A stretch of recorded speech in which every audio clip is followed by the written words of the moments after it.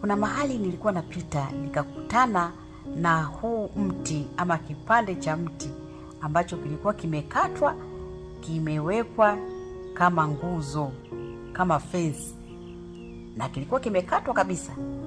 Lakini baada ya muda, mvua ilivyonyesha, kimeanza kuchipuka tena.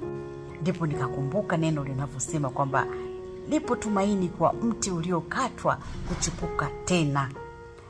Sijui ni kitu gani ambacho kimekatwa katika maisha yako. Pengine ulikuwa na ndoto zimekatwa ghafla. Pengine ulikuwa na mahusiano yamekatwa. Pengine ulikuwa na huduma umeshaanza kabisa, lakini ghafla ikakatwa. Pengine ulikuwa na kazi yako, ulikuwa na maisha yako, lakini yamekatwa. Usiogope, lipo tumaini la kuchipuka tena. La muhimu, mizizi uendelee kuwepo ndani yako. Basi kwa majira sahihi ya Mungu na kwa wakati sahihi wa Mungu utakwenda kuchipuka tena.